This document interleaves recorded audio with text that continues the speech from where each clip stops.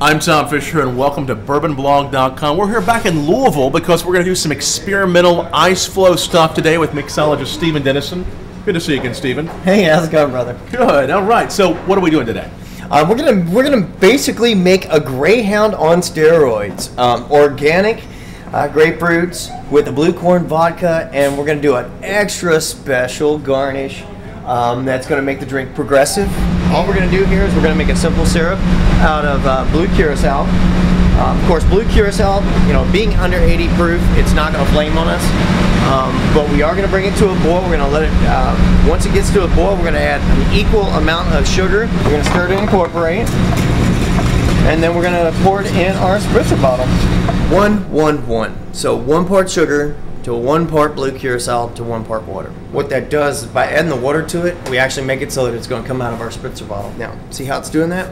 If we would have been unsuccessful, if it would have been too unctuous, too thick, it wouldn't have come out the spray bottle. We're gonna make our ice for the flow. We're gonna smash this ice up as fine as we can. We're really looking for some pretty minute bits.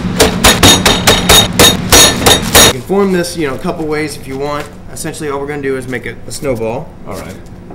We'll actually form it like this, and then it'll actually get a form. It'll freeze together. I think this one will be a little bit better, more surface temperature. And it's already in that shape. I like this. And see how they're molding and they're sitting pretty? You want to avoid any larger cubes because you want them to stick together. If you notice, we're most successful in the places where all the little small cubes are going to stick together. That last one didn't succeed because there was one larger cube sitting in the middle, which gives these big stress fractures. Anytime you're working with ice like this, it's, you know, it's almost like a glacier. You know, it's going to have its strengths and weaknesses. It's almost like a reverse snow cone. That's all we're doing, is making snow cones. See this? We're going to try to do here, we're going to add our color and a little bit of flavor, a little sweetness. Adult snow cone. Right. The liquid or the flavoring on, you're just spraying it on. Yeah, and we're going to add some of our simple syrup, blue curacao simple syrup to it. We're basically going to make a snow cone in a bag. That's how This here, and these like this. Let's go work on the cocktail, the fun part. When you think of how people enjoy a cocktail, and especially over time, what happens is they'll take the stir stick, they'll stir it around, they'll absent-mindedly kind of play with it and think about it. Now, what would happen if that ice in there, that drink itself, responded to this kind of, you know, personal interaction with the drink? By making that cone, by making that little, you know, iceberg, as it were, and then placing, you know, and freezing essentially the current to the top, what we're going to do is we're going to give them purchase or a way to spin the ice. Anytime something's spinning, it's called point of reference. If there isn't something that you can look at that can tell you that it's spinning, you don't know it's spinning. Now, for this next course, or the next part, the actual cocktail, it's quite simple. A Greyhound traditionally is vodka and grapefruit juice. What we're going to do is we're going to make it, but we're going to make it the right way with, hey, labeled organic grapefruits.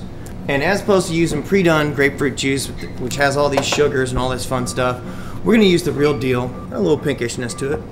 And then what we're going to do, in order to add a bitter element, a lot of times you'll add in like an Angostura bitters, or I was even thinking like a rhubarb bitters. One of the cool tricks that I've found over my years that I think will, you know, that deserves a little attention here is actually to show the bitter of the pith itself. The Blue Corn Vodka. Yes, and in fact, speaking of trying... What do you think? Do you like it? I do, I like it. You know, whereas a lot of vodkas, you know, are distilled to be completely neutral, you know, completely devoid of flavor. I mean, even the new ones now that are coming out have the wheat, you know, have a little bit of character to them. This one certainly has that kind of hybrid effect. This would be what I would give to somebody that tells me that they don't like tequila, but they like vodka. This is that gateway drug, so to speak. It doesn't have, you know, the aggression. It's like a real soft plata, or real soft silver tequila, but it definitely has some of that character. I think the Blue Corn will, you know, adds a bit of roundness to it, you know, in the distillation process. We'll do 2 ounces of the Blue Corn Vodka.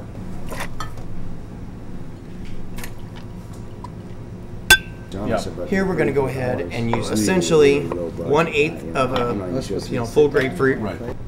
going to actually drop them into the shaker, and we're going to shake them. Now what's going to happen here is through the shaking process, the invigoration, we're going to pull a lot of those, as I was saying, bitter elements out of the pith itself. Not going to get too crazy.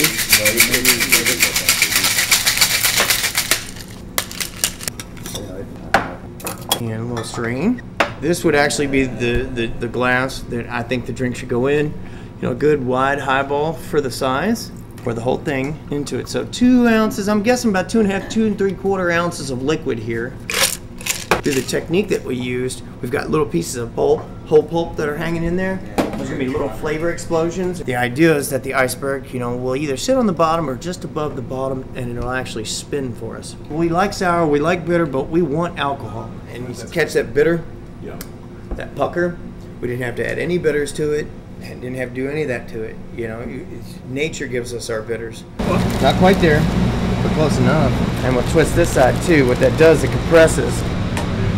All right, now that we're here, frozen solid. This thing's frozen, right here. Quite solid. Yeah, the napkin's frozen. Go ahead and see if we can't get a good shave. There we go. It released wonderfully. By chipping the ice like this and then reforming it like a snow cone, it's going to get cold a lot quicker. We've got some dried black currants. Right, I'm going to find a crevice, more or less, because currants are kind of like, just think of raisins. And I mean, they're very, very small, so they're going to sit. The currant will actually get a little bit harder. We'll just stick this back in the freezer for a second. Let it get there. All right, so we pulled all of our ice out. You notice? Still have it on the napkin. Yes, the currants are definitely there now. They ain't going nowhere, that's for sure.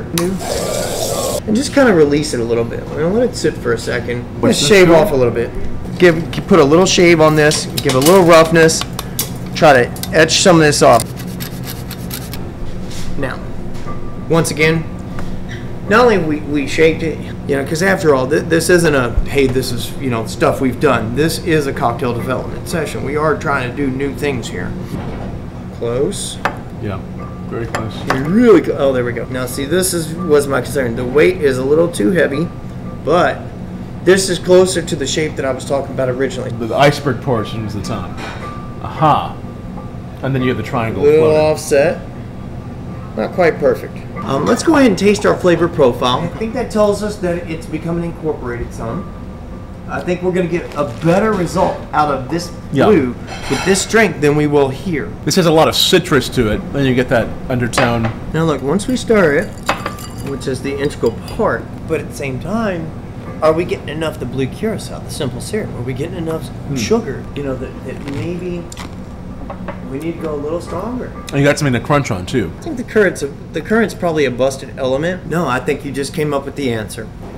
For an easy and cheap way to do it, you know how they have the solo cups? They're watertight and freezable. Because here, I've got to measure according to what I can crimp off. This is not a good measurement. I think we've really accomplished some things to get to this point. I mean, so much of this is just the as you said, the elBulli method of actually experimentation. I really do think that we've gotten, you know, a great deal done in the creative process.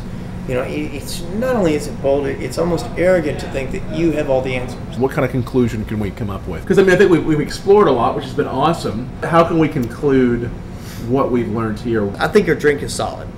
You know, the drink itself is brilliant. You know, the sour aspect of it does exactly what, you know, that kind of a sour drink is supposed to do. I think we did that. Where I think we need more exploration is in the garnish aspect of it. And we knew this going into it, that it was going to be a challenge. But I do think that we have, moving forward, a solution.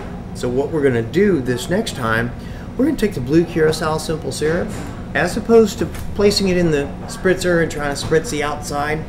We found that if we added it, the blue curacao simple syrup directly to the ice A would freeze, and B would have a much more brilliant blue color to it, that it would stand out. There would be a nice juxtaposition there. Right. Not quite what we had thought going into it. It's not as bold as we want. We want it to jump. Right. We want that, you know, one where the boom boom. We want people to notice the change, not it to be a nuance.